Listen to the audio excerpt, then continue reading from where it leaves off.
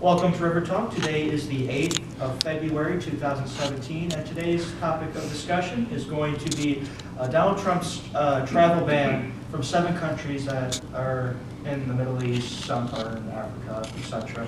And I am joined by today, I'm Zach, and this is Trey, and our friend Colin has also returned to us. So, first of all, do you guys think it's a necessity that we have this travel ban? Absolutely, at least for the time being, because, I mean, these 7 countries that were first kind of selected by the Obama administration when they were still in power, most of them are countries that have either a barely functioning or no functioning government, like Libya, Yemen, things of the sort. Now, do you think a connection could also be made to our foreign policy as well with these countries, as some of these countries we've actually destabilized in the past couple of decades? Right, because it's led to, their government is not a well-oiled machine compared to other countries in the Middle East, like, say, Saudi Arabia, Pakistan, places like that still are pretty functional. We can take refugees there because we'll know where they're coming from, what their motivations are and such. We don't have that for these nations like Iraq, Syria, Libya, and all that. Right. The other thing to remember when thinking about this is whether or not you want to get into the whole, is this acceptable, is this not acceptable, it's a temporary ban, right? And this is not the first time in the last 2 decades that a president has put a temporary ban, from certain countries. It's not at all the first time. So I think a lot of people kind of lose their heads and forget about that specific part of it. It's just to get a system in place. Now, a lot of people like to draw a parallel between Obama's ban as well as Trump's ban, just because when Obama, a lot of people like to say it wasn't a ban, it was just more of a policy that was put in place that people that immigrated or came from those countries to the United States, they were just vetted more extremely than, say, someone from Iraq, for instance. I don't believe they're on the ban list, but, like a lot of people like to draw a parallel between that, and so how do you really make the differing? Well, I think what Trump wants to do is better the vetting system. I mean, he wants to. The reason for this is because and the evidence is there, that our current vetting process, is not thorough enough, and I think that's the largest reason why he's done this. Is put a pause on it, make the current system better, and then undo the ban. So I think it's a lot of the same reason that the Obama administration did it. It's just that it's more aggressive. And since Obama's time, when his moratorium ban, whatever you want to call it, since that happened, radical Islamic terrorism has destabilized more countries in the Middle East than Iraq. So that's why it's a little more widespread now, because Libya is a complete failed state. Yemen's a failed state. Somalia's got Boko Haram running around now. The situation is much more fluid than it was some years ago. Complex, you could say. Now, another question. Some of the countries that are not listed in the travel ban are countries where a lot of terrorists seem to come from, like for instance Saudi Arabia. I think the number is close to around 2,500, I believe, when it comes to people from these countries actually killing U.S. soldiers or citizens, reporters, etc. Why do you think that Trump decided not to put them on the ban list, but countries that do much lower, or citizens from countries that do much lower terrorist attacks from us are on the list? I think it's political, because officially Saudi Arabia, Pakistan are our allies, just using those 2 as an example. Okay. Now, I think it's because, if Trump were to put them on the list, all of a sudden it'd be where Trump is picking a fight with our allies. Oh no, how can you do that? I think, so I think it's merely politics why they're not on the list. And also, moreover, they have a more functioning government than the other nations, so we can get a much better idea on who people coming to our country from there would be. Okay. And let's see, going away from. One of the things that I kind of want to talk about for a little bit is the multiple attorney generals that we've kind of gone through, and the judges and people overruling Trump's executive order. What do you guys think? Okay, so the standing attorney general was fired, right? Yeah. Then there was a sit-in attorney general who argued and said that she wasn't going to enforce this, not because on the grounds of it being unconstitutional, more so that I don't like Trump, I don't like what Trump has to say. So she got canned. And now there's this judge in Seattle, I think, Yeah. that said, I'm not going to do this. Again, not on the grounds of it being unconstitutional, but on the grounds of, I don't like Trump, Trump's mean, I don't want to do what Trump says. And I really do think that if these people were to argue on the grounds of it being unconstitutional, I'm not saying that I think it's unconstitutional, I think it does not violate the Constitution at all. I think if these people were to argue on the grounds of it, whether or not being constitutionally correct, I think they would get a lot further in their kind of resistance. It's really kind of a complex issue, I guess, is because the whole reason for the travel ban is to prevent terrorism. Yeah, it's all in the name of security. Yeah, and that stems from radical Islamic terrorism, and then that breaks down into the various factions of Islam that are in the Middle East, right? And so just the common person would look at that and assume, okay, this is a travel ban against Muslims, right? The common person would probably make that assumption, right? Unfortunately, Considering that, yes, these countries are majority, yeah. but Since 87%. the reason for the ban is tied to the radicalization of a particular religion, you can make that You argument. can make that argument, but keep this in mind, 87% of the Muslims on planet Earth are not affected by this. And these aren't even the largest Muslim countries. These are actually No. quite small when you compare to, say, India, Indonesia, Pakistan. Roughly around 200 million, which that is a lot of people, but that's not a lot in comparison to To the large population it is. About 200 million people are not allowed to come into the country right now. For 90 days. Yeah. And I mean, it's unfortunate that, I always like to bring up this illustration. So like, think if you had a bowl of M&Ms, right? And you have like 100 M&Ms, right? And you know that 3 of them have enough poison in them to kill you. I can't sit here and say that I would eat any of those M&Ms. It's the same kind of thing. It's unfortunate that, there are people in these countries that really need help and really need to get to a better place. But until we can sort out the vetting process, I think it's a necessary block. And what do you think is lacking in the vetting process? Because when it comes to the Middle East, it seems as though people who come from those parts of the world are the most highly vetted people that come when they come to the United States. So what do you believe is the problem with the vetting system right now? Don't believe it goes after political organizations, or if they're practicing Muslims, if there's any clerics or certain mosques or anything that preach radical teachings. I think that needs to be looked at. Because if there's someone who goes to see a cleric that's preaching death to America, and they're a regular attendant at those services, I don't think we should let them in here. Because it's pretty clear that they have some sympathies towards radical Islam, which is dangerous. And I would want the same kind of protocols to be in place, whether it's radical Islam, Christianity, or radical Christianity, radical Judaism, if such a thing exists. It's not about the Quran and the readings and the sayings of Muhammad. It's about people that want to kill American people. Right. That's what the issue is.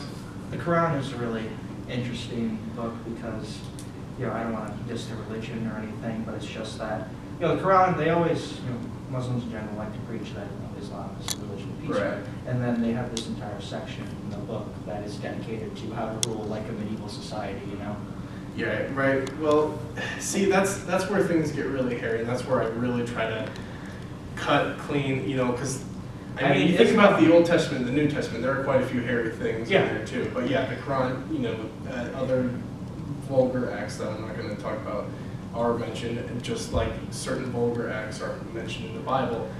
The unfortunate thing is that so many people have taken those things to literal. Mm-hmm. And I actually saw a video on this a while ago, but it was someone who was from, I can't remember the specific Middle Eastern country, but she talked about the need for not really tolerating the kind of Islam. She was a Muslim herself, right? She got married off by her dad to some guy and she ran away. And then she came to the United States, and then she served, I think, as a legislator in California or something. And so what she's calling for, though, is a reformation of Islam in taking out the parts that actually do preach, hate Westerners, hate non-believers, hate non-Muslims, stuff like that.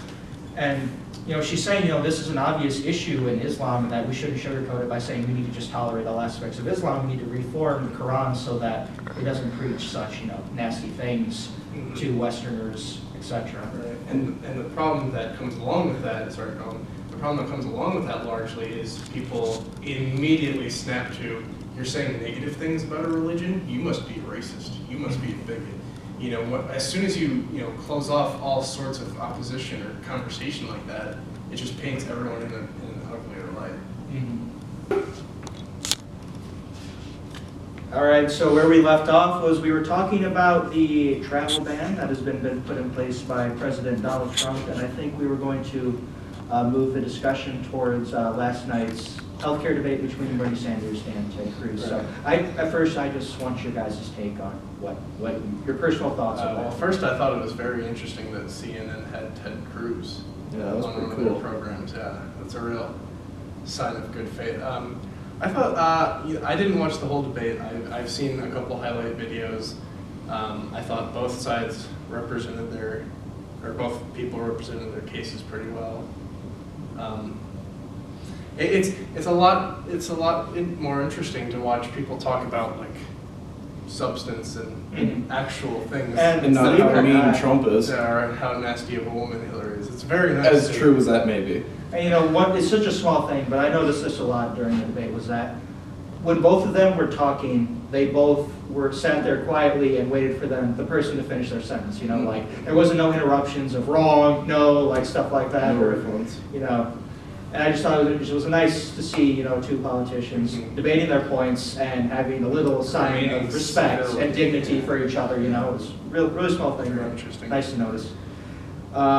So for a little bit there, you almost saw the two of them almost agree for just a little bit when they were talking about like the FDA and what's the big pharma. They were talking about there how was a like bill they're that- nothing but a bunch of bureaucratic, pencil pushers. There's a lot of paperwork, Right, and how a that lot of needs to people be just done sitting away in with. So offices it not really doing was anything. almost kind of nice to see, the far left and the far right kind of come together in just a little bit of way. That's real progress there. And one thing they managed to agree on was, I think it was Bernie proposed this, it was the importation of medication from like countries like Canada and European countries into the United States because we manufacture them and then sell them at such a high cost. And so if we imported them from other countries, they'd be a lot cheaper. And it looks like Ted actually voted for that as well. So Yeah, that's not a bad idea. Well, yeah, honestly. I hate Bernie, but that's a great idea. Yeah, you think about what that would actually do. First off, it would lower everyone's costs. I mean, there's a lot of people everyone out wants there to who stay in the actually, competition. can't afford Yeah, so. their healthcare. as well. And the pharmaceutical executives still get that money. Yeah. So, I don't think that's that bad of an idea. People get to live. People That's get the to harsh live. thing about what this recent political season has taught us is that every view doesn't have to be this incredibly polarizing. Either you're for killing babies or you're not for spending. It's just this crazy thing. And then here these two guys are complete opposite ends of the spectrum, and they were able to talk to each other and talk to people. It was very, very, very refreshing to see. And I think they both had a lot to say, obviously, about Obamacare and what needs to happen going forward. There was a lot of talk about, the difference between having health care as a right and then the ability of somebody to have access to health care if you can afford it, you can get it, right? And so that's a lot of what the debate seemed to be based around was, should health care be considered a right? Because, this argument's brought up a lot, and the Constitution says you have the right to life, liberty, and pursuit of happiness. When you translate that to literally, when it comes to health care, you would assume that, okay, health care should be a right so people can live, right? Right, but when you think about what has driven America to make as many, medical, scientific breakthroughs, it's competition. It's competition at its purest. And when you take out the incentive of competition, you don't get nearly as good results. I think one of Bernie's first points was, let's be like the rest of the world and let's socialize healthcare. Well, you take a look at just about any country with socialized healthcare. Here in America, if you need whatever kind you need to get your ACL fixed or whatever, your waiting period is like a month. Anywhere in Canada, it's like 6 months for the same surgery. And that kind of thing, Americans are impatient, and we pay for the. And, you know, best that's quality. really that's one of the problems when it comes to nationalizing healthcare, I suppose, is just there's going to be such a massive, severe demand of doctors and facilities to accommodate, you know, we're the third largest nation in the world, you know, Great Britain only, and France only have like 68 million people, like think of us like, you know, quadruple that. And then, you know, just taking into account all of the, we'd have to provide incentives, for instance, for people to go into the field of medicine and doctors, Right. so that we can actually accommodate the massive population that we have. Right, I mean, that's part of, you know, that's the other part of the equation. If doctors aren't going to be paid like doctors in America are, there's not going to be a whole lot of, you know, inquiry to go into the medical field and to be a good doctor. I mean, it's just like one of the last times we were talking about education. I mean, if you can't pay your teachers well, then you're going to have to hire not so great teachers, and you know, that's going to reflect very, very quickly on the public. And I mean, the argument I've always made against socialized medicine in the United States is, at least for people like Bernie Sanders who say, well, the Nordic model works great. If you take all the Scandinavian countries and put them together, it's 30 million people. The United States is 330 million people, and we're also a nation at war. So we have many different types of, you know, medical concerns that people bring to their hospitals on top of, you know, 300 million people, which costs a lot more to insure than breaking all these Scandinavian countries individually. Sweden's got 9 million, Finland's got like 4 million, Norway like 5 or 6 million. It's a lot cheaper to insure, you know, that small fraction compared to our gargantuan 320 million people. Yes, but you do realize you also have more people paying in the system, right? More people. If you have more people paying the money, like, okay, take for instance Scandinavian countries, you have, like, what'd you say, 3 million? Roughly. Yeah, it's like in Finland. Finland, 3 million, okay, so they have socialized medicine, right? Okay, so they don't have, they have people paying into the system to accommodate that many people. For instance, in the United States, you're gonna have, well, maybe not the entire 318 million people, but you're gonna have probably like close to 300 million people paying into the system to pay for national health care, you know? So even if you just raise taxes a little bit on that and then get rid of premiums, you're still, I feel like there's going to be enough money there to accommodate that, especially, and of course you said for war, I mean, war is an expensive proposition. I mean, you know, how much money do we waste in like Iraq, like $2 trillion? Yeah, it's a big. You know, it's an expensive proposition to go to war, you know? And all the in the unique conditions that come with it, you know, post-traumatic stress, amputations, things of the sort. One of the things that, and I'm not sure if they brought this up last night or not, one of the biggest parts of Obamacare that I really do not like is making everybody have insurance, it's mandatory to have insurance. And so when he's talking about people can't afford health insurance, he's talking about the wrong kind of people. He's talking about people that can't pay these insurance companies, so they just pay the deductibles, and then they have no money to get their health, you know, their surgeries or their, you know, their dental plans or whatever. They have no money for that. So I think I think Colin has a good point in talking about, you know, the size of the population being adjusted for such a flat. And plus, thing. America's always been a pretty capitalist, you know, kind of very liberty-cherishing nation for the most part. And you know, and we're also not very big on taxes, which is why, you know, Hillary and Bernie, whenever they ran their presidential campaigns, they never said, well, they didn't say often that they would raise taxes on everyone. They'd always say, to pay for all this cool stuff you want to do, the 1% is going to start paying their fair share. Now, for nationalized medicine, you're going to need, like you said, about 300 million people to start paying.